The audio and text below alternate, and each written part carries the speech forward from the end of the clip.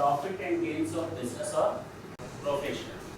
तो हम लोग को जो आज चैप्टर स्टार्ट करना है that is your short form में इसे कहते हैं PGBP, profit and gains of business और profession, the most important chapter. कहा जाता है इनकम टैक्स में अगर ये दो चैप्टर आपके तैयार हों, कौन से दो, पीजीबीपी एंड कैपिटल गेन, तो आपका लगभग 50% tension not only in the CA IPCC CMA inter but also in CMA final और सीए फाइनल, आपकी टेंशन कम रहती है। हमेशा जब भी आप सीए सीएस सीएमए करते हैं आपको सबसे ज़्यादा रुलाने वाला जो दो चैप्टर होता है वो होता है कैपिटल गेन और पीजीबीपी, क्योंकि प्रोविजंस इतने ज़्यादा हैं कि रिवीजन करने में बहुत टाइम लगता है। और ये दो चैप्टर तभी आपके तैयार होंगे जब आप इनमें बार बार प्रैक्टिस करेंगे। Practice makes a man perfect. तुम्हारा क्या होगा कालिया? केवल मैन परफेक्ट है तो विमेन्स परफेक्ट नहीं होंगी, करेंगे practice makes a man perfect. तो मैन मीन्स विमेन ऑल्सो, ठीक है ना? हाँ सुनो इधर, तो कहने का मतलब पीजीबीपी और कैपिटल गेन आप जितनी बार प्रैक्टिस करेंगे उतना ज़्यादा तैयार होगा, ग्रिप अच्छी बनेगी। रिवीजन ही इसका एक तरीका है, जितना पढ़ाया जाए घर पे रिवीजन कर लो, फिर एग्जाम के दिन किताब खोलना। बीच बीच में नहीं करना है, बीच बीच में रिवीजन करेंगे। अरे हर दूसरे दिन तीसरे दिन थोड़ी देर दे दो, देखो आपका रिवीजन होता रहेगा। हर दिन 20 मिनट 25 मिनट इस चैप्टर को, यार 15 मिनट देते रहो एटलीस्ट। पूरा रिवीजन करने में जब एक बार कंप्लीट हो जाता है तो पूरा चैप्टर रिवीजन करने में hardly it takes half an hour. अगर रिवीजन नहीं किया बीच में तो 30 मिनट की जगह ये फिर से 20-25 दिन ले लेगा, ठीक। सेक्शन 28 to 43D तक हम प्रोविजंस करेंगे।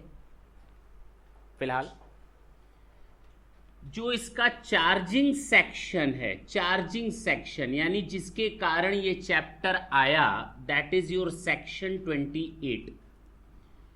इस सेक्शन 28 ने इस चैप्टर को चार्ज किया। जैसे आप मोबाइल को चार्ज करते हो, बैटरी को चार्ज करते हो तो मोबाइल ऑन हो जाती है, उसी तरह जब इस सेक्शन को चार्ज करते हो तो ये चैप्टर ऑन हो जाता है। क्या है ये चार्जिंग सेक्शन, हमें ये समझ में आना चाहिए। और किसके लिए हम लोग पढ़ रहे हैं? बिजनेस और प्रोफेशंस के लिए पढ़ रहे हैं। बिजनेस और प्रोफेशन के लिए पढ़ रहे हैं। अगर आपके पास कोई बिजनेस है, उसकी इनकम कंप्यूट करने के लिए हमें इस चैप्टर पे जाना पड़ेगा, हमें इस पर्टिकुलर हेड ऑफ इनकम पे जाना पड़ेगा। चैप्टर नंबर 4 है, भूल जाते हैं, लेकिन हमें इस पर्टिकुलर हेड ऑफ इनकम पे जाना पड़ेगा। If you are just earn through business और प्रोफेशन, यानी अगर हम बिजनेस या प्रोफेशन से कुछ भी कमाएंगे तो हमें इस पर्टिकुलर हेड ऑफ इनकम का सहारा लेना पड़ेगा टैक्सेबल इनकम कैलकुलेट करने के लिए। Is it clear? बिजनेस का मतलब क्या? कोई भी ट्रेड, कोई भी कॉमर्स या कोई भी इकोनॉमिक एक्टिविटी। बिजनेस का मतलब क्या? कोई भी ट्रेड, कोई भी कॉमर्स या कोई भी इकोनॉमिक एक्टिविटी जिसमें ट्रेडिंग, मैन्युफैक्चरिंग सारी चीज़ें शामिल हैं।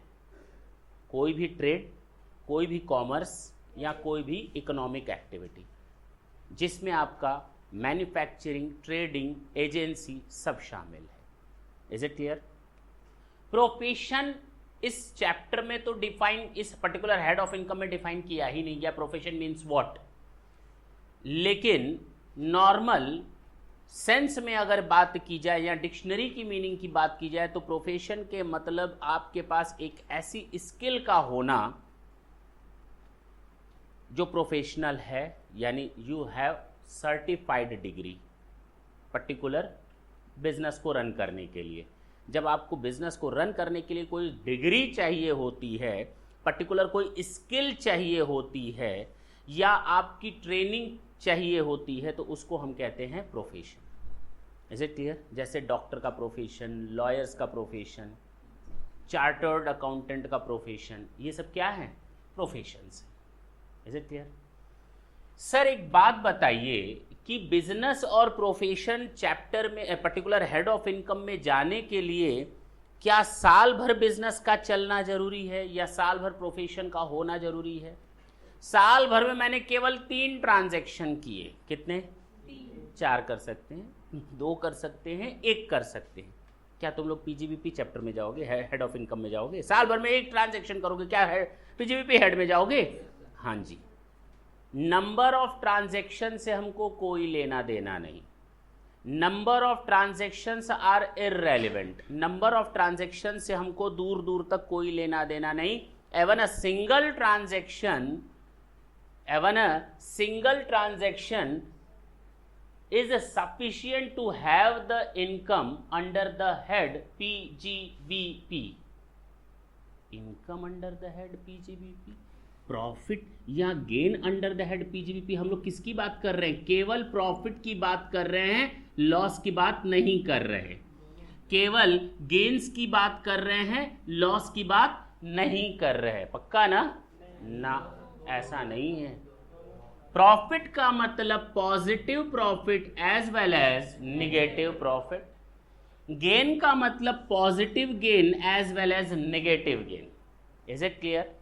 हम लोग यहां प्रॉफिट की भी बात करते हैं और लॉसेस की भी बात करते हैं। प्रॉफिट की भी बात करते हैं और लॉसेस की भी बात करते हैं। तो लॉसेस को लॉसेस ना बोल करके हम नॉर्मली इसको नेगेटिव प्रॉफिट या नेगेटिव इनकम या फिर नेगेटिव गेन बोलते हैं। Is it clear? पक्की बात है? इसमें कोई डाउट हो तो बोलो। हमारे हिसाब से तो नहीं होगा, अभी तक तो नहीं।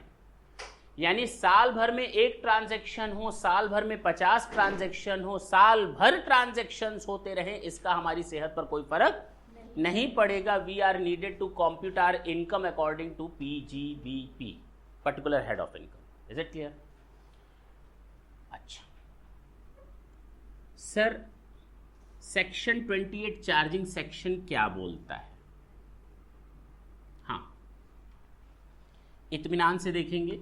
आने वाला हमारा पूरा 1 घंटा केवल सेक्शन 28 ले बीतेगा। हम चाहें तो इसको 5 मिनट के अंदर पढ़ा सकते हैं, हम चाहें तो इसको आपको एलोबरेट करें ताकि आपकी अंडरस्टैंडिंग क्लियर हो जाए। बताए क्या चाहते हैं आप? अच्छा, अंडरस्टैंडिंग। बच्चे बोलते तो बड़े मन से, लेकिन अंदर से आवाज़ आती है, सर 5 मिनट वाला बता दीजिए ना। अंदर से आवाज़ तो कुछ और निकलती है, लेकिन मुंह से आवाज़ कुछ और निकल जाती है। हाँ, हम जानते हैं, लेकिन हम आप नहीं भी बोलते तो भी मैं इस सेक्शन को ढंग से एलोबरेट करता। सेक्शन 28 चार्जिंग सेक्शन क्या है? ये सेक्शन जरा इत्मीनान से देखना। इस सेक्शन में इस बार एक अमेंडमेंट भी आया है, जरा ढंग से सुनना। कई सालों बाद इस सेक्शन में अमेंडमेंट देखने को मिल रहा है, 3-4 साल बाद। एनी प्रॉफिट और गेन, ठीक, अराइजिंग फ्रॉम,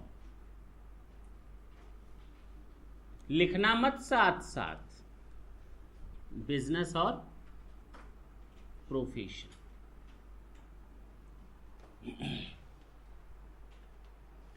इस हेड ऑफ इनकम में कौन सा अमाउंट टैक्सेबल होता है?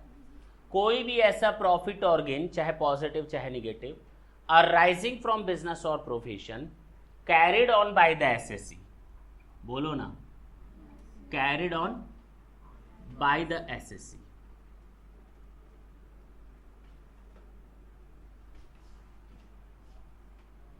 कब कब? साल भर ना, at any time during the previous year। मैं फिर से बोलता हूं, any profit or gain arising from business और profession carried on by the assessee at any time during the previous year.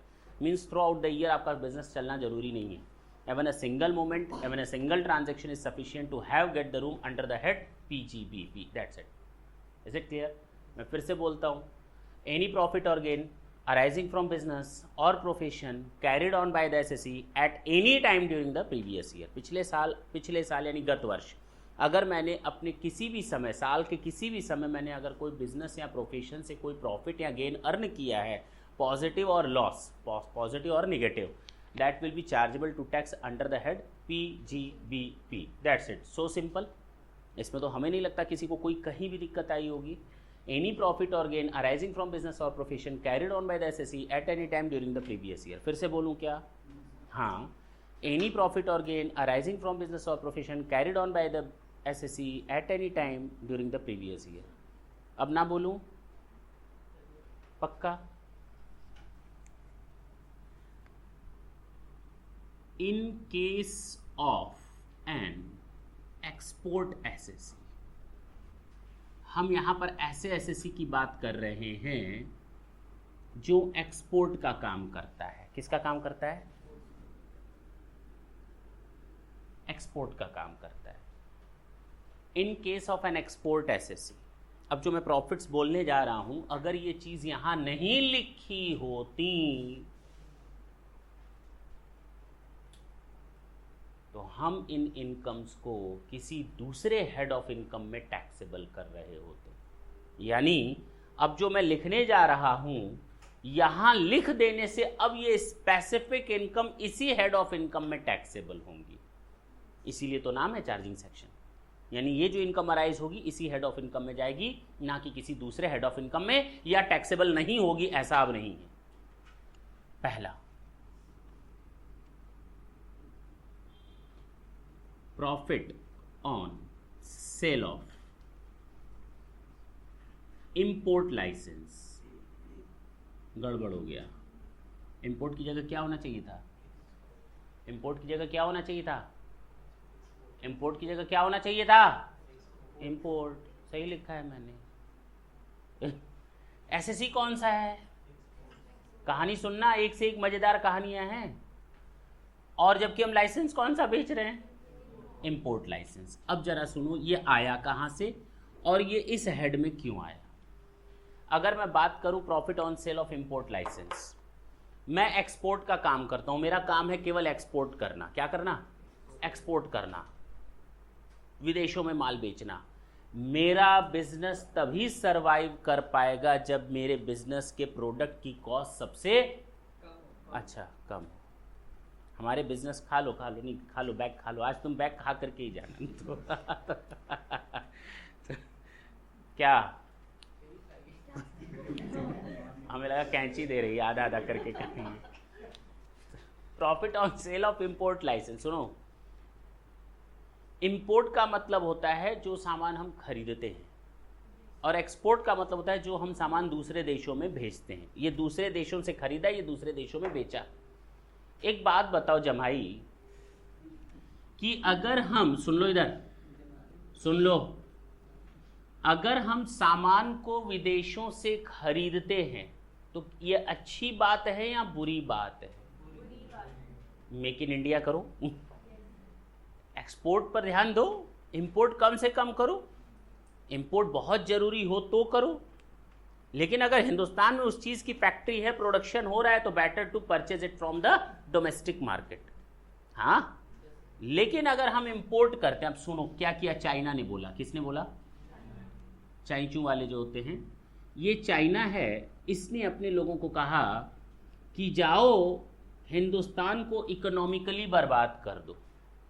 कैसे बर्बाद करो? युद्ध छेड़ा हुआ है, पता नहीं चल रहा. युद्ध छेड़ा हुआ है. गुलाम बनाने का ये भी एक तरीका है कि इकोनॉमिकली वीक कर दो, हमारे ऊपर डिपेंडेंसी आ जाएगी, गुलाम हो गए हमारे, है कि नहीं. तो चाइना ने सीधे अपने लोगों को बोला कि बहुत बड़ा मार्केट है, बर्बाद करो. बर्बाद करने का तरीका क्या है? सामान जो हिंदुस्तान में मिलता है 200 रुपये केजी, उसको आप 50 रुपये में बेचो. अब बताओ, हिंदुस्तान में सामान मिल रहा है 200 रुपये केजी, और वही अगर हम चाइना से मंगाएं 50 रुपये, क्या बेटर है? देशभक्ति नाम की चीज़ है ही नहीं तुम लोगों में. देखो, कह रहा है देशभक्त होने के लिए पैसा भी तो चाहिए, और बिल्कुल सही बात भी है कि बिजनेसमैन क्या देखता है? प्रॉफिट.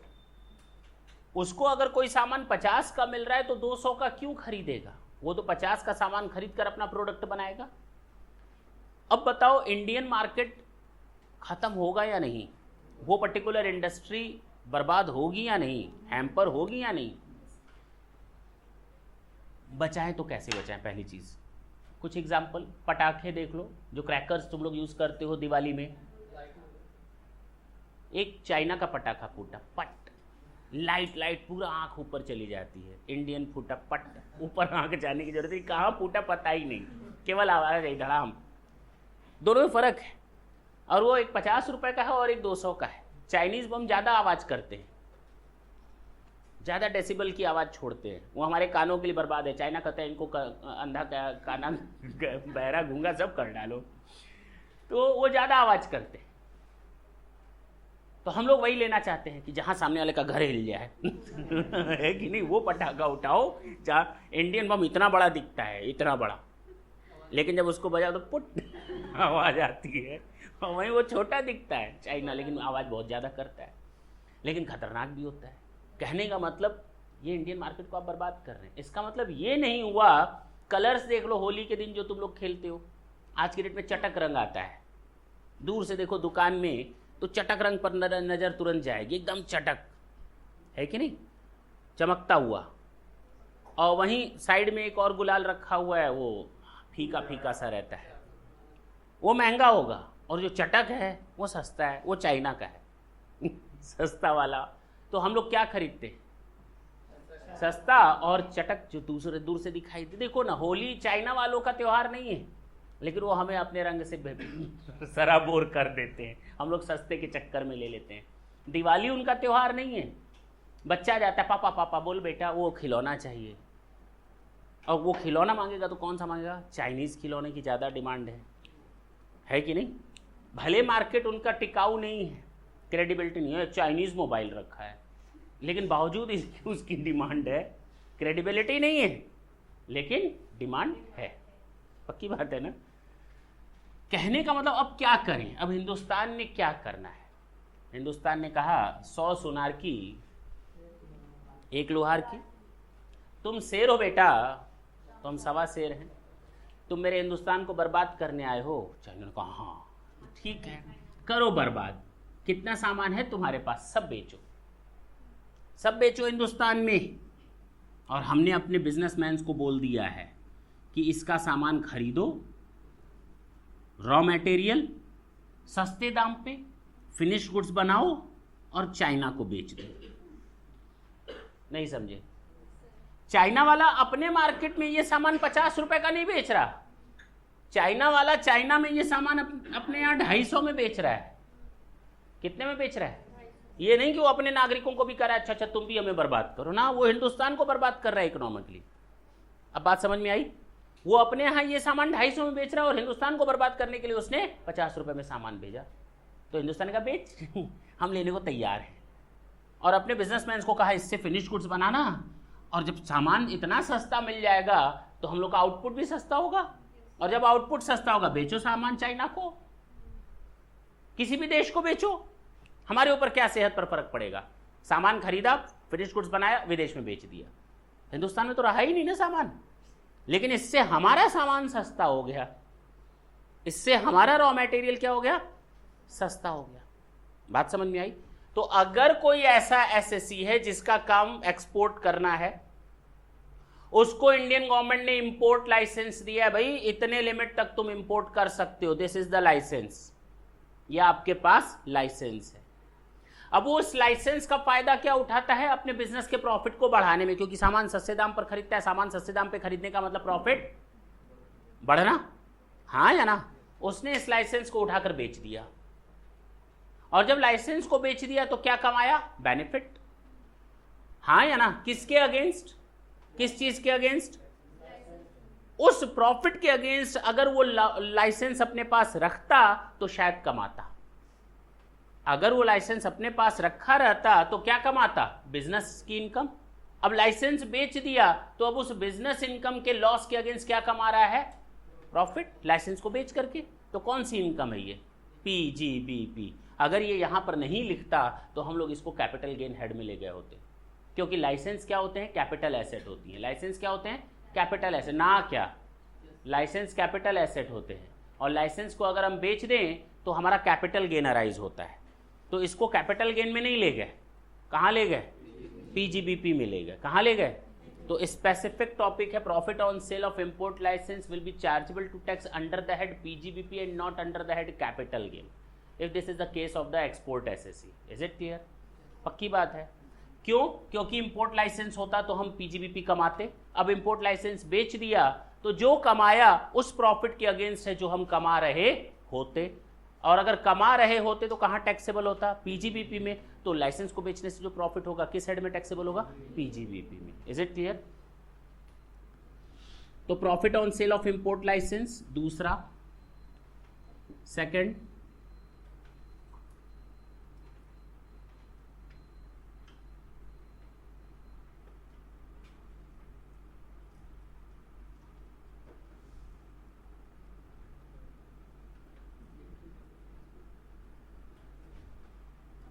जिसको हम शॉर्ट फॉर्म में डीईपीबी भी बोलते हैं, duty entitlement passbook.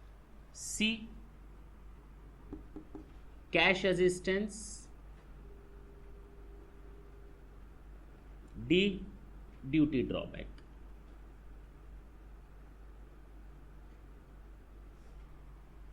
Cash assistance की बात पहले समझाते हैं, ये हम समझाएंगे लास्ट में, ड्यूटी एंटाइटलमेंट पासबुक के। पहले तो कैश असिस्टेंस की समझो। चाइना ने कहा कि भाई ये तो गड़बड़ हो गया, एक और तरीका यूज़ किया उसने। अपने लोगों को कहा कि सामान तुम हिंदुस्तान में बेचो, कोई दिक्कत नहीं, हम आपसे ये नहीं कहते सस्ते में बेचो। क्यों? क्योंकि अगर आपने 50 रुपए में बेचा 250 का सामान तो 200 रुपये आप हमसे लोगे। नहीं समझे? हाँ या ना? सब्सिडी जिसको तुम लोग कहते हो, 50 रुपये वो हमसे लेगा चाइना वाला और 200 रुपये अपनी गवर्नमेंट से। जब 200 रुपये गवर्नमेंट से लेगा, एक और तरीका है कैश असिस्टेंस। हो सकता है कि गवर्नमेंट उसको कैश में ये असिस्टेंस दे। किस में दे? कैश में असिस्टेंस दे। पहला तरीका था कि ऐसे कंपनियों को सामान सस्ते दाम पर दे दो, जैसे हिंदुस्तान में हम लोग क्या कर रहे हैं, सस्ते दाम पर सामान ले रहे हैं, वैसे ही चाइना अपने सिटीजन को बोल सकती है ये लो सस्ते दाम पर सामान और बना करके हिंदुस्तान में बेचो। वो असिस्टेंस। एक दूसरा असिस्टेंस कि ठीक है 250 तुम्हारा सामान का दाम है, तुम बेचते, 50 रुपये तुम हिंदुस्तान से लो और 200 रुपये हमसे ले लो। अब बात समझ में आई? जितना सामान हिंदुस्तान में बेचोगे उसके हिसाब से तुम अपना अमाउंट लेते जाना। इसको हम कहते हैं कैश असिस्टेंस। इसको हम कहते हैं कैश असिस्टेंस। कैश में बेनिफिट लेना, यहां देना। तो एक्सपोर्ट एसएससी को कैश में भी बेनिफिट दिया जा सकता है। जैसे हमारे देश में कोई बंदा है, वो सामान बेचना चाहता है यूएस के मार्केट में। कहाँ पे? उसको किस चीज़ की ज़रूरत आएगी कि भाई सामान सस्ते दाम पर बेचो। तो हम क्या कहते हैं कि 100 रुपये का सामान है, एक काम करो तुम यूएस में 80 में बेचो, 20 रुपये हमसे कैश ले लेना। बात समझ में आई? 80 रुपये में सामान कहाँ बेचो? यूएस में। और इंडियन गवर्नमेंट ने कहा 20 रुपये हमसे क्या ले लेना? कैश लेना। इसको हम कहते हैं कैश असिस्टेंस। क्या देते हैं? Cash assistance. ठीक है ना? तीसरा तरीका हो सकता है ड्यूटी ड्रॉबैक का। किसका? Duty drawback.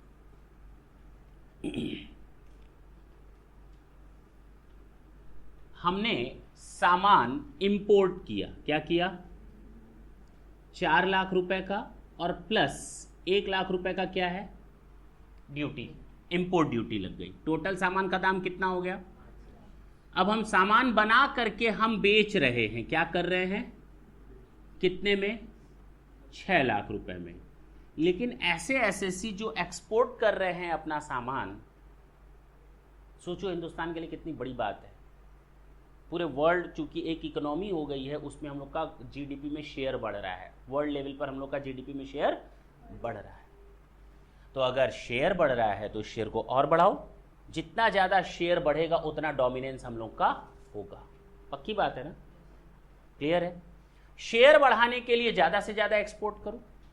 हम प्रमोट तो कर रहे हैं एक्सपोर्ट करने के लिए, लेकिन एक प्रॉब्लम है, हमने आपके ऊपर इंपोर्ट ड्यूटी लगा रखी है। जो सामान आप दूसरे देशों से खरीद रहे हैं, हमने उस पर आपको क्या लगा रखी है? सही है गलत है?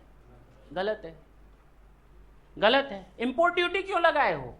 इसको हटाओ, यानी इसको अब वापस करने का समय आ गया।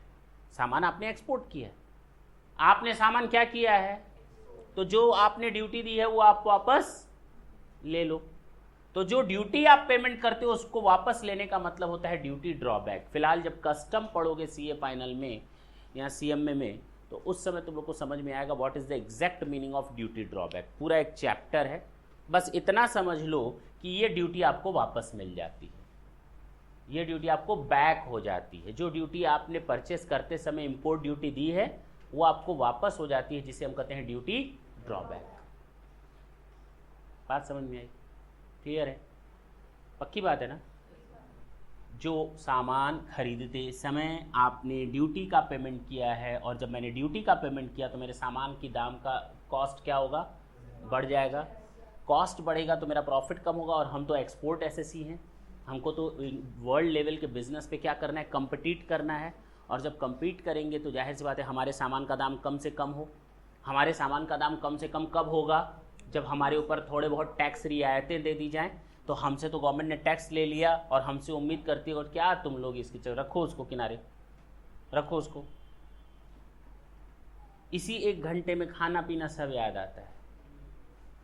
सुन इधर, ऐसे ही मजाक कर रहे थे, उधर रखो। तो कहने का मतलब ये कि 1 लाख रुपए जो ड्यूटी पेमेंट मैंने कर दी, उससे मेरे सामान का दाम क्या हो गया, बढ़ गया। और हमको एक्सपोर्ट भी करना है। क्या करना है? एक्सपोर्ट भी करना है। अब एक्सपोर्ट करने के लिए सामान सस्ते दाम पर मिलता तो शायद मुझे और इंसेंटिव मिलते। ऐसे एसएससी जो एक्सपोर्ट का काम करते हैं उनको ज़्यादा से ज़्यादा इंसेंटिव्स हो। दूसरे देश दे रहे हैं, अगर हमारे देश की गवर्नमेंट हमको इंसेंटिव्स नहीं देगी तो हम डीमोटिवेट हो जाएंगे, प्रॉब्लम आएगी। तो उस केस में गवर्नमेंट ने कहा ठीक है, whatever the duty you have paid already, it will be back to you, it will be given back to you. तो जब हमको वापस मिलेगी तो उसको हम कहेंगे ड्यूटी ड्रॉबैक। इसके तीसरा तरीका, ये तीसरे लेवल पर आता है, फिलहाल हम लोग को लेवल्स नहीं जानने। Is it clear? समझ में आई बात? तो जब हमें ड्यूटी हमारी वापस मिल जाती है, जो हम पेमेंट कर चुके हैं, उसको हमको कहते हैं ड्यूटी ड्रॉबैक। तो कैश असिस्टेंस समझ में आया, profit on sale of import licence समझ में आया, ड्यूटी ड्रॉबैक समझ में आया। यानी अगर ड्यूटी ड्रॉबैक मिलेगा, हमने पेमेंट किया 1 लाख तो मेरा कॉस्ट बढ़ गया, वापस मिलेगा तो इनकम मान लो। This is chargeable to tax under the head PGBP. हाँ या ना? कैश असिस्टेंस मिला। कैश असिस्टेंस 2 तरह से मिल सकता है। कैश असिस्टेंस 2 तरह से मिल सकता है। जितना भी सामान आप परचेस करेंगे उसका 20% कैश असिस्टेंस मिल जाएगा गवर्नमेंट की ओर से। 20% मतलब, तो अब आपका परचेस कॉस्ट कितना हो गया, घट गया। और जब परचेस कॉस्ट कम हो जाता है तो हमारा प्रॉफिट वैसे ही बढ़ जाता है, बोलो ना। तो हमारा पीजीबीपी में आ गया, टैक्सेबल हो गया। दूसरा कहा गया ना, हम ऐसे कैश असिस्टेंस परचेस पर नहीं देंगे, लिखना मना है। हम कैश पर परचेस पर आपको कैश असिस्टेंस नहीं देंगे। सेल आप करो, कितने का सेल किया, 8 लाख में, आप हमसे 1 लाख रुपए और ले लो सेल पर कैश असिस्टेंस। तो सेल आपका बढ़ गया, 8 लाख की जगह कितने का हो गया, 9 लाख का हो गया। तो देखो 1 लाख तुम लोग खुद कह रहे हो कि ये पीजीबीपी में टैक्सेबल है, तो यहाँ तो कॉस्ट घटाकर पीजीबीपी में टैक्सेबल करो, यहाँ सेल बढ़ा करके पीजीबीपी में टैक्सेबल करो। कैश असिस्टेंस किसी पर भी हो सकता है, यहाँ तो सेल पर होगा तो सेल बढ़ जाएगा, परचेस पर होगा तो परचेस की कॉस्ट कम हो जाएगी। Is it clear? लास्ट जो मैंने अभी तक नहीं बताया, ड्यूटी इंटाइटलमेंट पासबुक। गवर्नमेंट ने कहा एक काम करो, तुम हमको ड्यूटी देते हो, फिर हम ड्यूटी तुम्हें वापस करते हैं। तुम ड्यूटी दो, फिर हम वापस करें, ड्यूटी दो, वापस करें। काहे के लिए नौटंकी मचा रखी है? एक काम करते हैं, हम आपको एक पासबुक दे देते हैं। अगर तुम्हारे बैंक अकाउंट में पैसा हो तो इसका मतलब क्रेडिट बैलेंस बताएगा पासबुक में। मान लो तुम्हारे अकाउंट में 5 लाख रुपए है, तो तुम कहोगे मेरे खाते में बैलेंस है बैंक में। हम जाएंगे तो उधर क्रेडिट में दिखाएगा, पासबुक में दिखाएगा, और तुम्हारे पास जो अकाउंट होगा उसमें डेबिट दिखाएगा कैश बुक में। Is it clear? गवर्नमेंट हमको पासबुक दे देती है, ये वो पासबुक नहीं है बैंक वाला, ड्यूटी इंटाइटलमेंट पासबुक। कौन सी बुक? कहती है ये ले जाओ, 5 लाख रुपए तुम्हारे खाते में चढ़ा दिए, कुछ आया वाया नहीं ना, तो एक्चुअल में बैंक गवर्नमेंट ने कुछ दिया, उसने हमको 5 लाख रुपए चढ़ा करके एक जगह बैलेंस लिख करके दे दिए, और कहा आगे से जब भी पेमेंट करना ड्यूटी का, अपनी जेब से मत करना, क्योंकि जेब से करोगे तो टैक्स मतलब कॉस्ट बढ़ जाती है। एक काम करना, 5 लाख में से निकाल लेना। हमने तुम्हारे खाते में 5 लाख रुपए की क्रेडिट दे रखी है। अब ड्यूटी जब भी पेमेंट करोगे तो डेबिट करोगे, हाँ या ना? तो डेबिट इसी अकाउंट से कर देना। हमको जो पेमेंट करना है यहाँ से पेमेंट करना, हमको जो पेमेंट करना हमको इस अकाउंट से पेमेंट करना, हमको जो भी पेमेंट करना इस अकाउंट से पेमेंट करना। कहाँ से? ड्यूटी इंटाइटलमेंट पासबुक से। मान लो मैंने 3 लाख रुपए का पैसा निकाल लिया है। कितने का? इसका मतलब 3 लाख रुपए का पीजीबीपी मेरा बढ़ गया। एक तरह से मैंने 3 लाख रुपए की ड्यूटी ना मेरी जेब से गई और ना मेरी कॉस्ट बढ़ी, तो इसका मतलब मेरा पीजीबीपी बढ़ गया क्योंकि कॉस्ट कम हो गई, ऑलरेडी टैक्सेबल हो गया ड्यूटी इंटाइटलमेंट पासबुक से। लेकिन यहां पर वो बात नहीं है, यहां पर कह रहा है profit on sale of duty entitlement passbook. अब मेरे पास 2 लाख रुपए का बैलेंस है इस ड्यूटी इंटाइटलमेंट पासबुक में, मैंने इसको तुमको 50,000 में बेच दिया। मैं अभी भी कितना कमा सकता था इस ड्यूटी इंटाइटलमेंट पासबुक से? 2 लाख। अगर 2 लाख कमा सकता था तो इसका मतलब कहाँ पीजीबीपी बढ़ता, कौन सा इनकम बढ़ता? मेरा पीजीबीपी का इनकम बढ़ता 2 लाख रुपए से। अब वो 2 लाख रुपए का मैंने तुमको ट्रांसफर कर दिया और तुमसे कितना ले लिया? 50,000 ले लिया। पासबुक मेरे पास नहीं है, तो मेरा कौन सा प्रॉफिट हो गया? बिजनेस प्रॉफिट है या कैपिटल गेन है? बिजनेस, क्योंकि उस लॉस के अगेंस्ट है जो अब मैं बर्दाश्त करूंगा। 2 लाख रुपए के लॉस के अगेंस्ट हमको 50,000 मिल गया, तो 2 लाख कहाँ टैक्सेबल होता? पीजीबीपी में। तो ये 50,000 भी कहाँ टैक्सेबल होगा? पीजीबीपी में। Is it clear? तो ये कहा गया profit on sale of duty entitlement passbook, profit on sale of import licence. Is it clear? बात समझ में आई?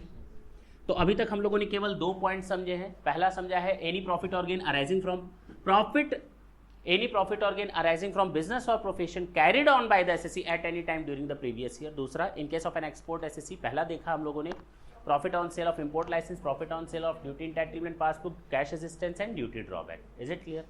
अब आते हैं पॉइंट नंबर 3 पर।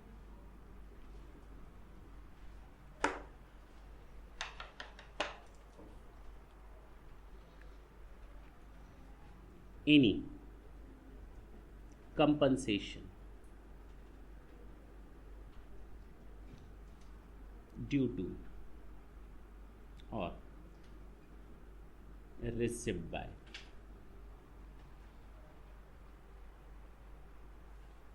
चले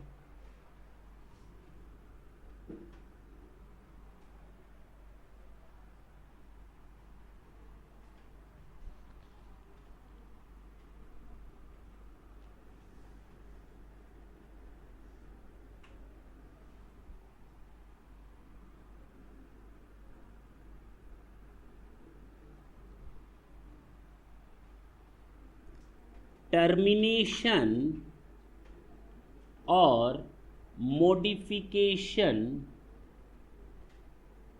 in terms of a contract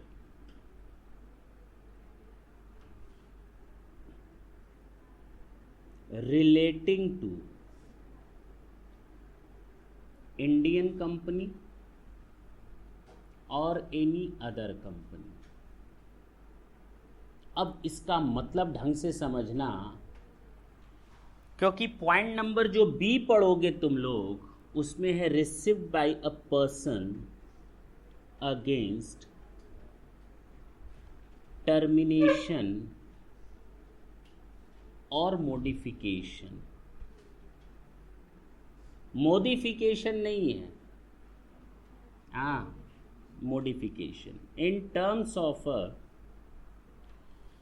contract relating to Indian agency और Indian firm।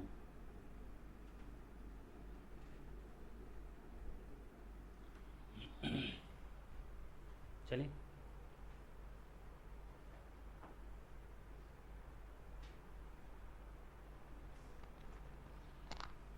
सी भी है, इसमें 3 पॉइंट है। सी हम बाद में बताएंगे, पहले हम 2 को निपट ले। टर्मिनेशन और मॉडिफिकेशन। टर्मिनेट करने का मतलब तुम मेरे यहाँ एमडी हो, मैनेजिंग डायरेक्टर हो, मैनेजमेंट देखते हो, तुम मैनेजरियल पर्सन हो मेरे यहाँ। क्या हो? मैनेजरियल पर्सन हो। क्लियर? और मैं कंपनी हूँ। क्या हूँ? टर्मिनेट का मतलब निकाल बाहर कर देंगे। तुम्हें क्या करेंगे? निकाल बाहर कर देंगे और तुम्हारे हाथ में 5 लाख रुपए दे देंगे। ये लो यहाँ से बाहर जाने का रास्ता। ये लो 5 लाख रुपए, 10 लाख रुपए, 20 लाख रुपए, 25 लाख रुपए, यहाँ से बाहर जाने का रास्ता। तुम्हारे हाथ में किस हेड में टैक्सेबल होगा? पीजीबीपी में किस हेड में टैक्सेबल होगा?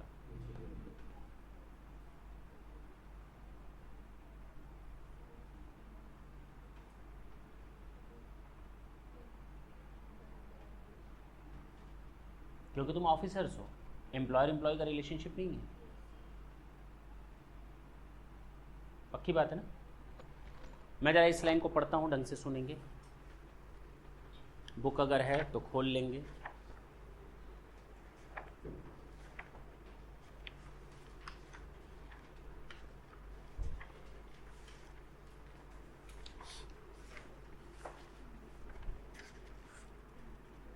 सेक्शन 28 में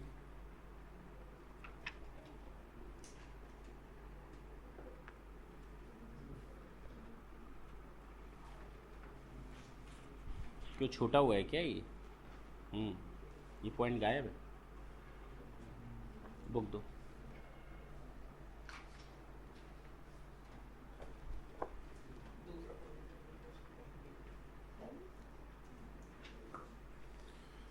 पॉइंट नंबर 2 है, स्टडी मैट ही देख लेंगे। एनी कंपनसेशन और अदर पेमेंट ड्यू टू और received by any person managing the whole और substantially the whole of the affairs of an Indian company, जो मैनेज करता है the affairs in India of any other company at और in connection with the termination of his management और office of और the modification of any terms and condition relating thereto. बात वही है। आप मेरे यहाँ क्या काम करते थे? मैनेज करने का काम करते थे, पार्ट या फुल, कोई फर्क नहीं पड़ता। आपको मैंने क्या दिया? निकालने के अगेंस्ट कंपनसेशन, टर्मिनेशन के अगेंस्ट कंपनसेशन। आपके लिए किस हेड में टैक्सेबल होगा? पीजीबीपी। बशर्ते आप किसी इंडियन कंपनी में या किसी दूसरी कंपनी में इन्वॉल्व थे, कोई फर्क नहीं पड़ता। मैं इंडियन कंपनी हूं, आप मेरे मैनेजरियल पर्सन हो। मैं फॉरेन कंपनी हूं, आप मेरे मैनेजरियल पर्सन हो in India. Is it clear? पक्की बात है। यहां क्या लिखा है? इंडियन कंपनी और any other company. Any other company का मतलब होता है includes foreign company, includes foreign company. पक्का? यहां क्या लिखा है? अगर ये कंपनी का केस ना हो, फर्म हो, प्रोप्राइटर हो, हाँ है ना, फर्म की बात करते हैं, इंडियन एजेंसी की बात करते हैं। आप मेरे एजेंट हो, क्या हो? एजेंट हो। मैंने आपको निकाल बाहर कर दिया, मैं फर्म हूं, मैं कंपनी नहीं हूं। आप मेरे एजेंट हो, मैंने आपको एजेंसी के काम से क्या कर दिया? बाहर।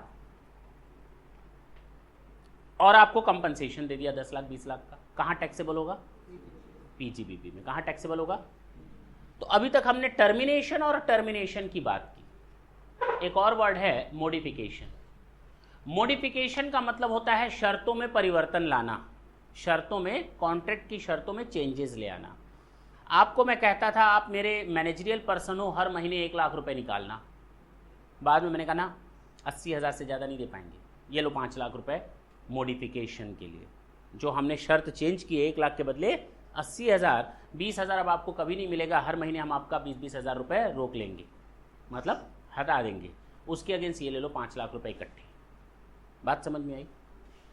समझ में आई? इसमें हम कहते हैं modification in terms of contract. Modification in terms of, तो 2 चीज़ें हैं, a person received by a person against termination और modification in terms of contract relating to any Indian company और foreign company.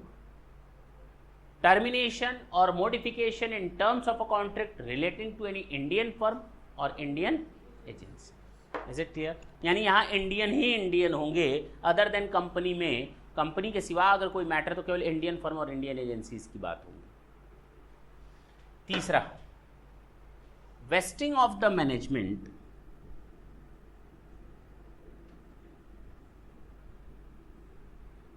In favour of government company, authority etc.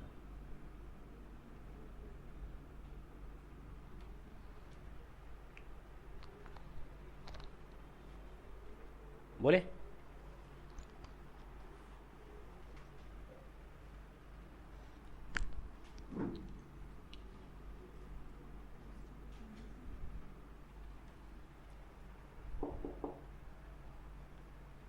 हुआ क्या, जियो launch हुआ, तुम जियो हजारों साल, तो जियो लॉन्च हुआ, रिलायंस कंपनी ने जियो लॉन्च किया, सबकी छुट्टी कर दी, लाइन लग गई, सुबह 5 बजे मार्केट के आगे लाइन लगने लगी, लोगों हमको भी सिम कार्ड चाहिए, लाइन लगी हुई है, कंपनी दे नहीं पा रही है, जो 4G था वो 2G में कन्वर्ट हो चुका है, लेकिन बावजूद लाइन लगी हुई है, क्योंकि फ्री कॉल्स हैं, फ्री कॉल्स हैं। अब अगर फ्री कॉल्स हैं तो कौन नहीं खरीदेगा इसका सिम? अब बताओ कंपनी कैसे मैनेज कर रही है, फ्री में दे रही है, आश्चर्य नहीं हो रहा तुम लोग को? थोड़ा सोचो तो कितनी बड़ी आश्चर्य की बात है, इतना बड़ा इंफ्रास्ट्रक्चर लेकिन ताउम्र आप फ्री में बात करो, कितनी अजीब बात है, केवल डेटा का पैसा लेंगे।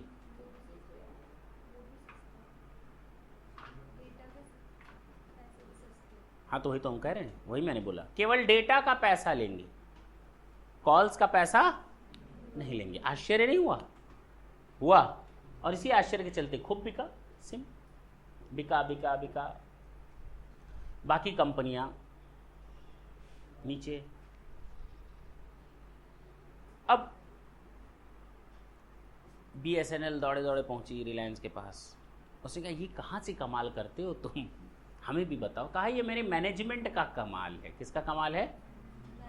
तो कहा कितने हैं मैनेजमेंट? मैंने कहा ये 6 लोग मेरा मैनेजमेंट देखते हैं, जियो का ये 6 लोग मेरा मैनेजमेंट देखते हैं। एक हमको दे दो ना, एक हमको दे दो, थोड़ा दिमाग हमारे पास भी आ जाए। तो रिलायंस वाले ने कहा ले जाओ 50 करोड़ दो, ले जाओ और 50 करोड़ दो। उसने कहा ठीक है, एक आदमी को ले गए लेकिन 50 करोड़ दे गए। 100 करोड़ हो सकता है। हमने उस आदमी को ले धरा, आज तक तू मेरा नमक खाया है, 50 करोड़ में तुझे बेच नहीं रहा हूँ, BSNL को इतना चौपट करके आना, 10 करोड़ और ले लेना। नहीं समझे? वो बात की बात है। कहने का मतलब ये है, हमने अपने मैनेजमेंट को वेस्ट कर दिया। वेस्टिंग ऑफ द, वेस्ट का मतलब WAST नहीं, वेस्ट का मतलब ट्रांसफर कर देना। Vesting of the management in favour of government company और local authorities. Is it clear? पक्की बात है। तो उसका कंपनसेशन जो मिलेगा वो भी कहाँ टैक्सेबल होगा? PGBP। Is it clear? हटाएं, 4th पॉइंट लिखें, नोट है।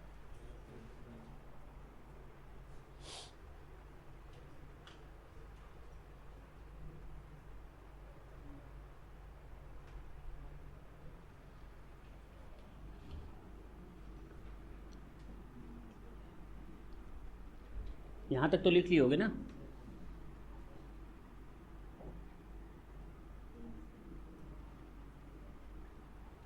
सुनो, पॉइंट नंबर 4 की बात करते हैं। एनी कंपनसेशन या एनी अमाउंट ड्यू टू और receipt for not, important word है फॉर नॉट। हमें अगर कोई पैसा मिलता है, हमें अगर कोई पैसा मिलता है फॉर नॉट, ये ना करने के लिए। फॉर नॉट किसके लिए? इसको ना करने के लिए। पहला, for not carrying out any business activity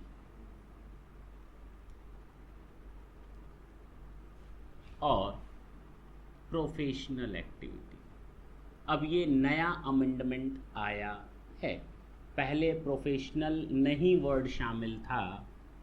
ये आपका फाइनेंस एक्ट 2016 से आया है। फाइनेंस एक्ट 2016 का अमेंडमेंट है। Is it clear? तो मई 2017 और नवंबर 2017, जून 2017 या दिसंबर 2017 में एग्ज़ाम देने वालों के लिए ये रेलिवेंट। Is it clear? तो carrying out any business activity और प्रोफेशनल एक्टिविटी, ध्यान देना मैंने किसी एक्टिविटी को बंद करने से मना किया है। मैं पेन कैमलिन हूं, मैं ये पेन बनाता था, किसी से मेरा कोई बैर नहीं था। अब मैंने रेनल्ड की टक्कर में ये पेन बनाने की सोची। रेनल्ड ये पेन बनाती है, मैंने सोचा चलो मैं भी ये पेन बनाऊंगा कैमलिन के नाम से। मैं कैमलिन हूं। अब बोलो किसके शरीर में सांप लौटेगा? रेनल्ड के। उसको जैसे ही खबर मिलेगी कि कैमलिन ने मेरे बिजनेस में हाथ डाला है तो मेरा मार्केट शेयर क्या हो जाएगा? कम हो जाएगा। वो दौड़ा दौड़ा पहुंचा किसके पास? कैमलिन के पास। कहा जो तू पेन बनाने की सोच रहा है ना बेटा, भूल जा, वरना। उसने कहा, क्या बोला? उसने कहा पेन बनाना भूल जा, वरना। का वरना क्या? कहा 100 करोड़ ले ले, 100 करोड़ ले ले। तो उसने कहा ठीक है, हमें क्या दिक्कत है, बैठे बैठे 100 करोड़ मिल रहा है ले लो, 500 करोड़ मिल रहा है ले लो। तो बताओ, उसने मुझे बिजनेस एक्टिविटी करने के लिए बना किया, पूरा बिजनेस बंद करने के लिए नहीं बोला। अगर पूरे बिजनेस को शट डाउन करने के अगेंस्ट वो ऑफर होता तो मेरा कैपिटल गेन में जाता। किस में जाता? यहां मैं पूरा बिजनेस नहीं बंद करा, I am just going to shut down a business activity. The other one person is going to compensate me for not carrying out any business activity, not the business activity. बात समझ में आई? Clear है? तो इसका compensation जो अब कैमलिन को मिलेगा, that will be charge to tax under the head PGBP. अब समझ में आ रही हैं बातें? दूसरा, for not sharing any know how, patent, copyright, franchisee, fee, formula और such type of commercial rights.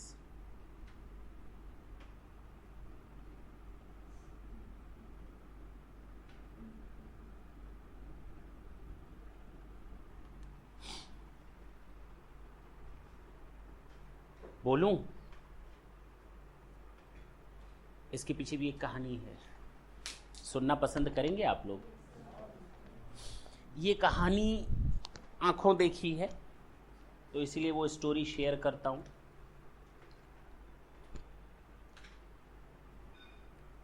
ये बात उस समय की है जब केवल दूरदर्शन हुआ करता था।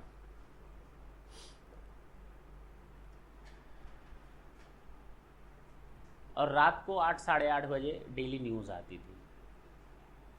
ठीक है, 8:30 बजे, 8 बजे चित्रहार आता था और 8:30 बजे न्यूज़ आती थी, हिंदी न्यूज़। उस समय एक बंदे ने हिंदुस्तान में अनाउंसमेंट किया था। क्या किया था? कि हम पानी से पेट्रोल बना लेंगे। उसने कहा हमने एक ऐसा आविष्कार किया है कि पानी से क्या बन जाएगा। अब उसका ये कहना था कि हालत ख़राब, और हिंदुस्तान में खुशी का माहौल कि अब हम लोग नल चलाएंगे ना, नीचे से पानी नहीं पेट्रोल निकलेगा। है कि नहीं? सबके दिमाग में उल्टे सीधे ख्याल आने लगे।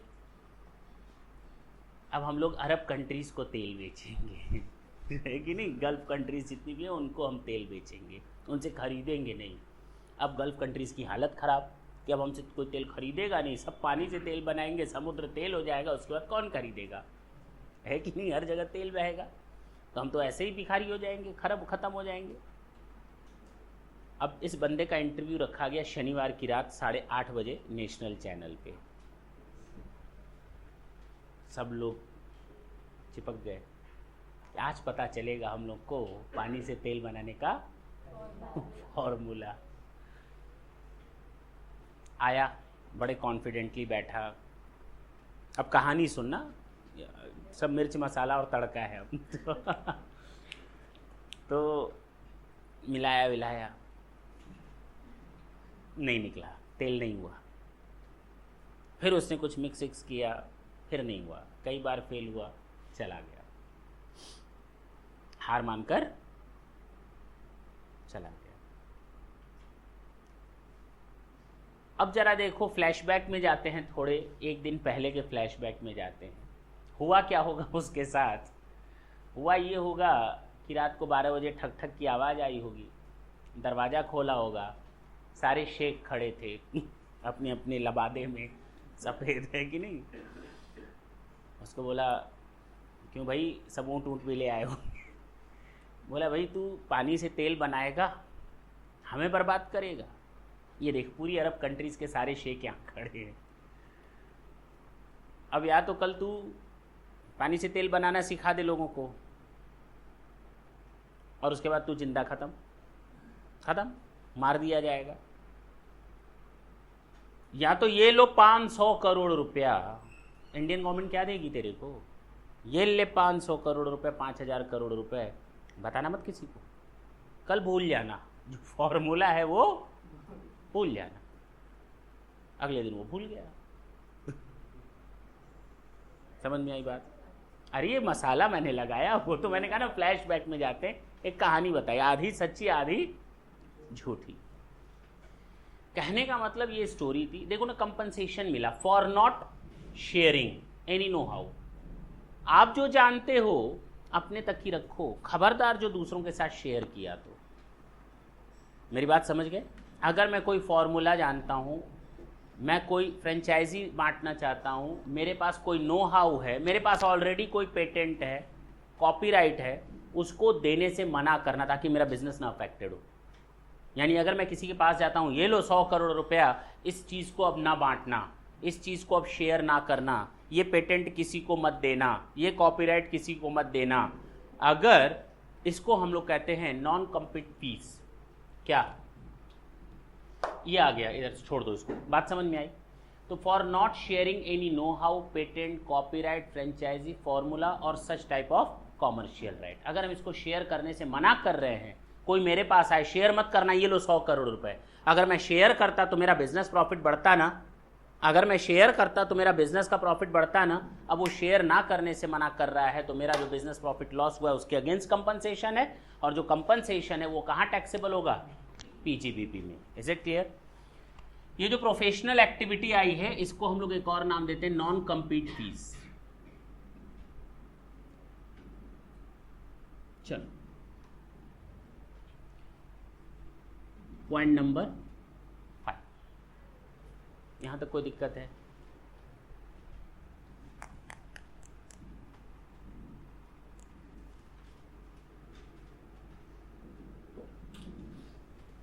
कीमैन, हीमैन नहीं, कीमैन इंश्योरेंस पॉलिसी। ये मैंने आपको चैप्टर 1 में बताया था, जब हम लोगों ने इंट्रोडक्शन स्टार्ट किया था, तो मैंने वहाँ कीमैन इंश्योरेंस पॉलिसी बताया था, नहीं बताया था? चैप्टर 1 जब चला था तो उस समय मैंने आपको कीमैन इंश्योरेंस पॉलिसी के बारे में बताया था, नहीं बताया था? बताया था।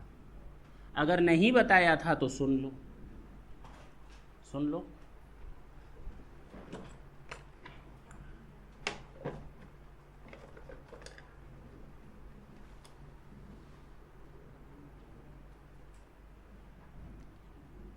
कीमैन का मतलब ऐसा बंदा जो चाबी लेकर घूमता हो, चपरासी, चौकीदार, हाँ, जो चाबियों का गुच्छा लेकर घूमता हो। चाबी गुच्छा, गुस्सा नहीं, गुच्छा, बोलो। कीमैन का मतलब एक ऐसा आदमी जिसके रहने या ना रहने से हमारे बिजनेस को प्रॉफिट या लॉस होता हो। क्या उसमें पियून भी आ जाएगा? हाँ आ जाएगा। हाँ। कोई भी ऐसा पर्सन जिसका मेरे बिजनेस में रहने या ना रहने से हमारे बिजनेस को प्रॉफिट या लॉस होता हो, that person is to be known as key man. अगर ये की मैन हट जाए, मेरे कंपटीटर के यहाँ चला जाए, जो आज तक मेरे यहाँ की मैन था वो अब कल से मेरे कंपटीटर के यहाँ की मैन हो जाएगा, तो मेरे बिजनेस का तो प्रॉफिट गया, उल्टा उसका बढ़ गया। या अगर इसकी डेथ हो जाए तो नुकसान तो हुआ। तो हम ऐसे पर्सनल्स की नींद, हम ऐसे लोगों की क्या करते हैं? इंश्योरेंस ले लेते हैं। क्या ले लेते हैं? एक तेजी से मारो तो मुक्का। हाँ बिल्कुल मारो। वैसे ही नींद खुल गई। नींद आ रही है तुमको? लोरी सुना रहा हूं मैं। क्या कर रहा है? पहला मैंने बताया था आज आते ही, any profit or gain arising from business और profession carried on by the assessee at any time during the previous year. Point number 2 बताया था, in case of an export assessee profit on sale of import licence, profit on sale of duty entitlement passbook, cash assistance received and duty drawback.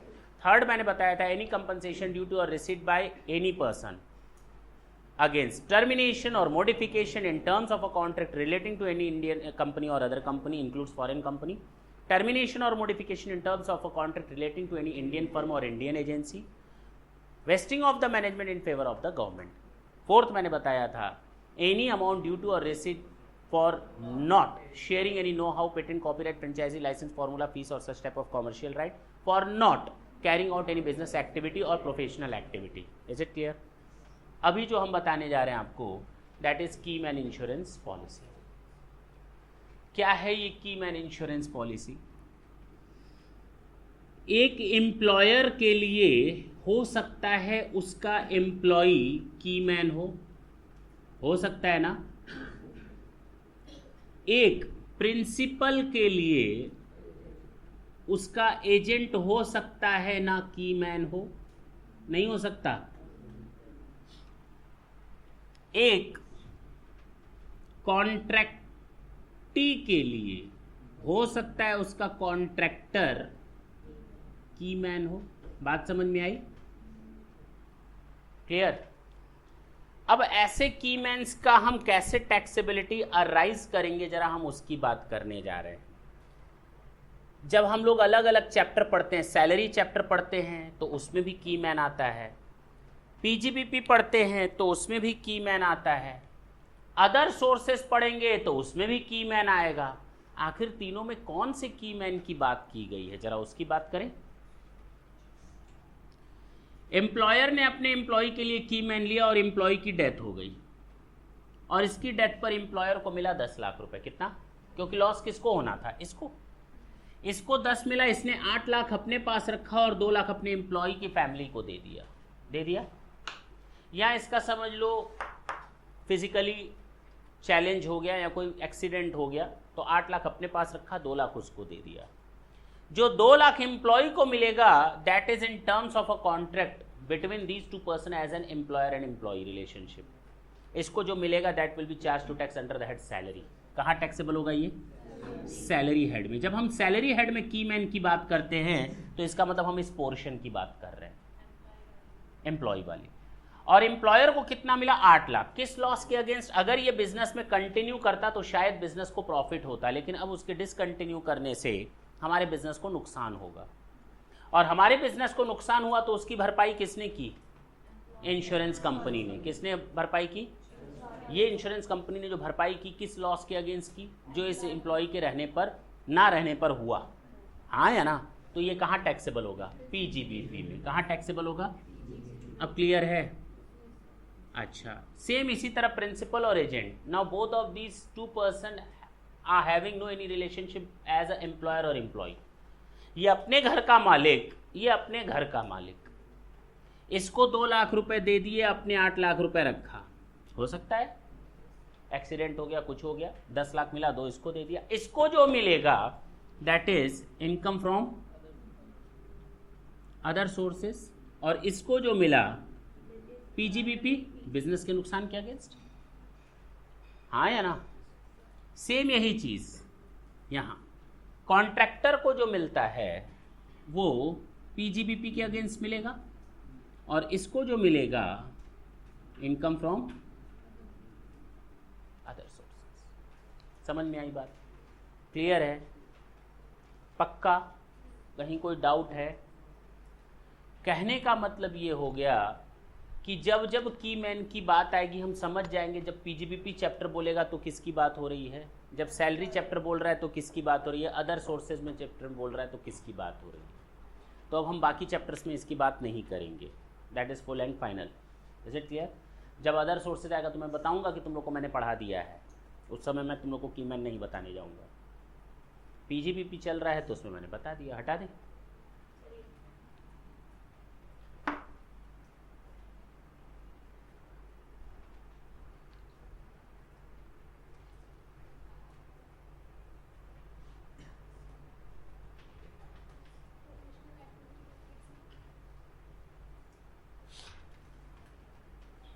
कह रही है कि sir इसका कुछ बता दीजिए ना हमको, इसका एग्जाम्पल बता दीजिए। ये नॉन कम्पीट फीस या प्रोफेशनल एक्टिविटी को बंद करना। डॉक्टरों को देखते हो कि गवर्नमेंट हॉस्पिटल में जाते हैं, जब वो गवर्नमेंट हॉस्पिटल ज्वाइन करते हैं they have with restriction that they do not run their profession either in their house और आउटसाइड, और उसके अगेंस्ट उन लोग को एक नॉन कम्पीट फीस दी जाती है। अब समझ में आया? क्लियर है?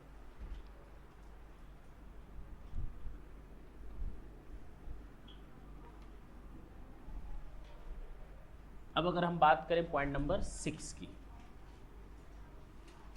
बहुत ही मज़ेदार है, सुनोगे कहानी फिर से? कर हाँ, जमाई भी ले रहा कर हाँ, हाउ बोरिंग है कि नहीं? अरे बेटा बहुत अच्छी चीज़ चल रही है, आपकी दिमाग की पावर को बढ़ा रही है, माइंड पावर।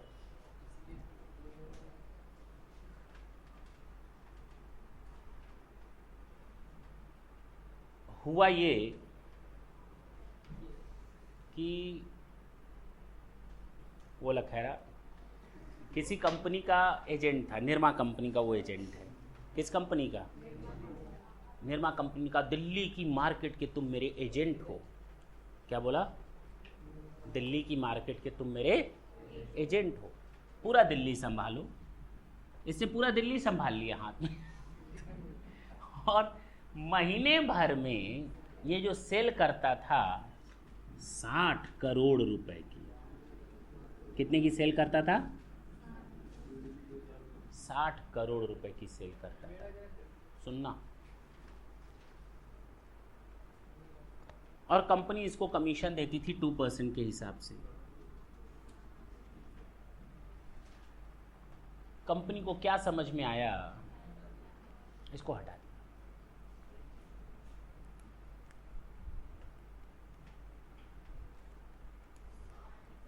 और उसने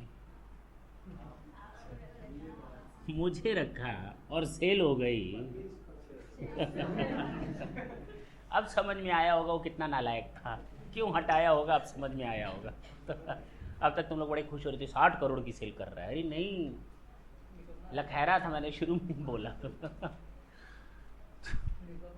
अब हुआ ये कि अब मैं थका मांदा घर पहुंचा, थका हुआ होऊंगा, दिन भर काम करते, 600 करोड़ की सेल की मैंने महीने भर। अब घर पहुंचे, दरवाज़ा खोले, अंधेरा था, पैर में कुछ टकराया। क्या था? पैर से कुछ टकराया, उठाया, देखा तो लिफाफा, लाइट जलाई, देखा निरमा कंपनी से। खोला तो उसमें कहा था सिंगापुर घुमाओ, बहुत थक गए होगे, सिंगापुर घुमाओ, अमेरिका घुमाओ, फिनलैंड हो आओ हो आओ। सुनना, इधर घूमने के लिए बोल दिया, 8 दिन और 9 रातें, 10 लाख रुपए की शॉपिंग भी कर सकते हैं। हमको टोटल जो बेनिफिट मिला टिकट और शॉपिंग के लिए लगभग 20 लाख का आना जाना सब मिलाकर, ठीक है ना। अब मैं गया, घूम घाम करके आया, थका मांदा था, हाथ में पूरा बैग था शॉपिंग का, दरवाज़ा खोला, पैर से कुछ टकराया, लाइट जलाई, नीचे कागज़ था, उठाया तो इनकम टैक्स ऑफिस से नोटिस था, लिखा था बेटा घूम तो आए, अब ज़रा थोड़ा टैक्स इधर ले आओ, 20 लाख रुपए पर आपके ऊपर टैक्स लगेगा। और जानते हो किस हेड में उन लोगों ने कहा था? PGBP। ये PGBP कहाँ से है? ये PGBP कहाँ से है? क्या ये PGBP है या अदर सोर्सेस है? ये हमारा PGBP है, ये हमारा PGBP है। पूछो क्यों? अगर मैं उस कंपनी की सेल 60 करोड़ की जगह 6 करोड़ कर देता तो क्या कंपनी हमें 20 लाख का ये पैकेज देती घूमने के लिए? I got this amount of benefit और perquisites for exercising of good business और प्रोफेशन। Is it clear? ये बेनिफिट हमको मिला है अपने बिजनेस को करने पर, अच्छा बिजनेस परफॉर्मेंस देने पर, हाँ या ना? तो ये कहाँ टैक्सेबल होगा? PGBP में। अब क्लियर है? The value of any benefit और परक्विजिट्स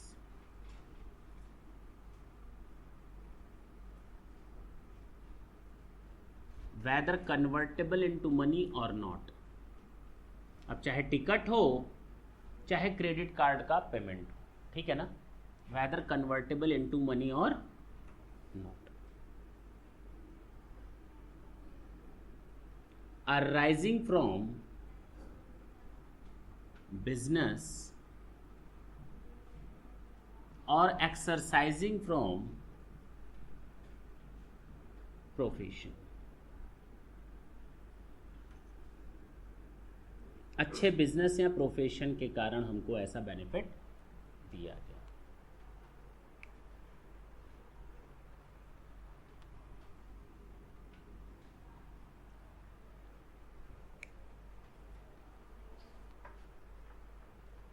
यहां तक किसी को कोई दिक्कत?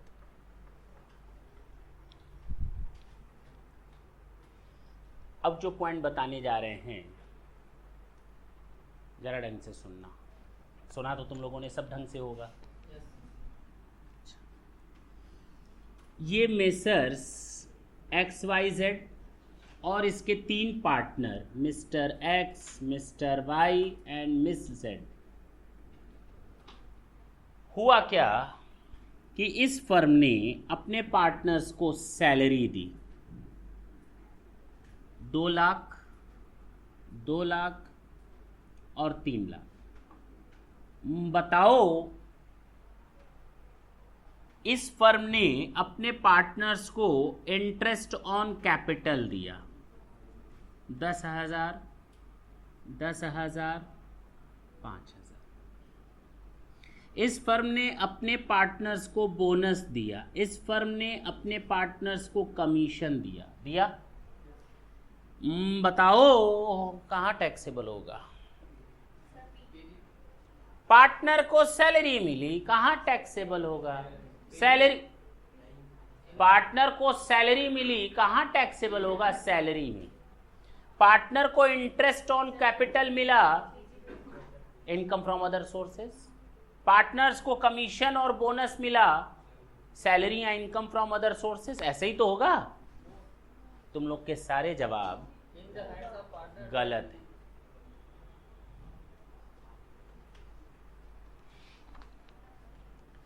पार्टनर्स को पार्टनरशिप फर्म से जो कोई भी रिम्यूनरेशन मिलेगा, चाहे किसी भी नाम से जाना जाता हो, सैलरी, बोनस, कमीशन, फलाना ढिमाका, कुछ भी, वो सारा का सारा पार्टनर्स के हाथ में PGBP हेड में टैक्सेबल होगा। सैलरी मिली, PGBP है, this is not salary. Even in the hands of the partner, it will be charged to tax in the under the head salary. In the same way, bonus, commission or any other remuneration, whatever the name is. जो कोई भी रिमनरेशन, commission या amount partners को partnership firm से as a partner मिलेगा, वो सब PGBP head में टैक्सेबल होगा पार्टनर्स के हाथ में। क्या पूछो, क्यों नहीं पूछोगे? करा नहीं, नहीं पूछोगे क्यों?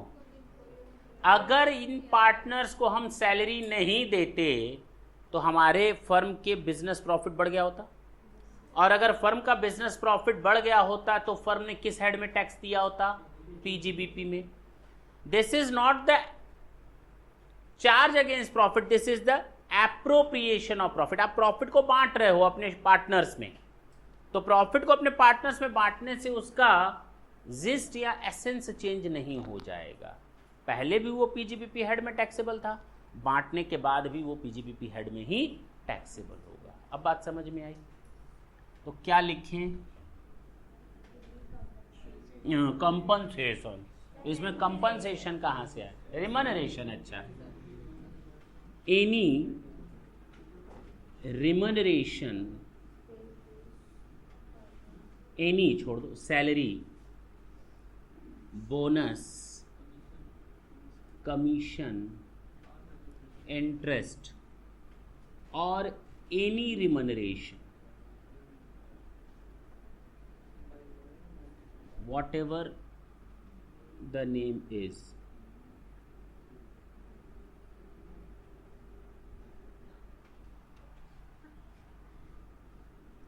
will be charged to tax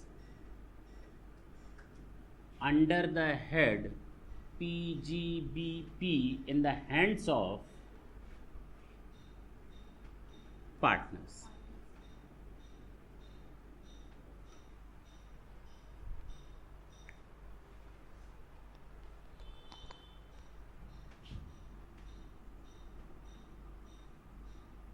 due to or paid. ठीक है ना? अभी तक हम लोगों ने कितने पॉइंट देखे? 7। एक पॉइंट हम नहीं पढ़ाएंगे ट्रेड और कॉमर्स से रिलेटेड, 9th पॉइंट हम बता दे रहे हैं लास्ट।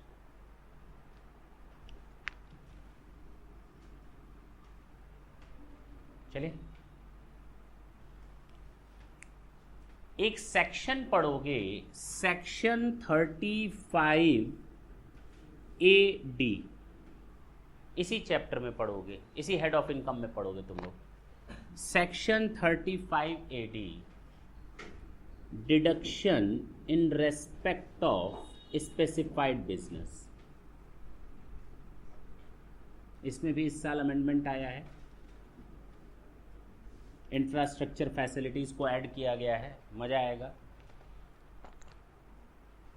2-3 अच्छे पॉइंट इसमें जोड़े गए हैं, देखेंगे हम लोग सेक्शन 35AD में, deduction in respect of specified business. जब पढ़ोगे इसको तो तुम लोग को समझ में आएगा कि जितना भी हम इन्वेस्टमेंट करते हैं स्पेसिफाइड बिजनेस में, वो 14 बिजनेस की लिस्ट है। कितने? वो 14 पॉइंट हैं। उन 14 पॉइंट को हम लोग पढ़ेंगे 1 to 14। उसमें फर्टिलाइज़र आ जाएगा, बी वैक्सिंग आ जाएगा, हनी आ जाएगा, कोल्ड चेन फैसिलिटी आ जाएगा, वेयर हाउसिंग फैसिलिटी हो जाएगी, ये सब चीज़ देखेंगे। होटल, हॉस्पिटल आ जाएगा, और इस बार नया जो इंफ्रास्ट्रक्चर फैसिलिटी ऐड हुआ है वो आ जाएगा। मतलब ये 14 पॉइंट हम लोग देखेंगे। तो उनका, उसमें अगर हमने कोई बिल्डिंग बनाई, मशीनरी खरीदी, 100% डिडक्शन मिलता है। सोचो, जितने का बिल्डिंग खरीदा, जितने का मशीनरी खरीदा, सारा डिडक्शन एक बार में। डिडक्शन, मशीन खरीदा पीएल के डेबिट में, बिल्डिंग बनवाई पीएल के डेबिट में, पूरा डिडक्शन मिल गया, सारा का सारा डिडक्शन एक बार में मिल गया। गवर्नमेंट चाहती है लोग ज़्यादा से ज़्यादा इन्वेस्ट करें, ताकि उनको छूट मिलेगी, वो और इन्वेस्ट करेंगे, उनको पूरा छूट मिल जाएगा। छूट मिलने का मतलब, अगर डेबिट में आ जाएगा पीएल के तो लॉस हो जाएगा, मतलब प्रॉफिट कम हो जाएगा, प्रॉफिट कम होगा तो टैक्स कम बनेगा। और तो और वेटेड डिडक्शन है इस समय। 100 रुपया खर्च करो, 150 रुपये की छूट लो। खर्च कितना करो, छूट कितने की लो, वो भी देखेंगे। तो कहा गया आपने छूट ली, छूट ले ली 100% या 150%, छूट ले ली। अब बाद में बिल्डिंग बेकार हो गई, छूट तो पूरी मिल चुकी है, बाद में बिल्डिंग क्या हो गई? बेकार हो गई। छूट पूरी ले चुके हो, बाद में बिल्डिंग बेकार हो गई, डिमोलिश करवा दिया, और डिमोलिश करने से हमको 2 लाख रुपए मिल गए। भाई वेस्टेज स्क्रैप आया 2 लाख रुपए मिल गया, कहाँ टैक्सेबल होगा? अब बात समझ में आई? वो ये उसको कैपिटल गेन में मत ले जाना, कहाँ ले जाना? पीजीबीपी, क्योंकि उसकी डिडक्शन पूरी की पूरी कहाँ मिल चुकी थी, अब कुछ भी मिलेगा तो कहाँ मिलेगा? पीजीबीपी। Is it clear? पक्की बात है, हाँ या ना? लाओ बुक दो, मैं इस सेक्शन को पढ़ता हूँ, ढंग से सुनना। पार्ट है या फुल है, ढंग से सुनना।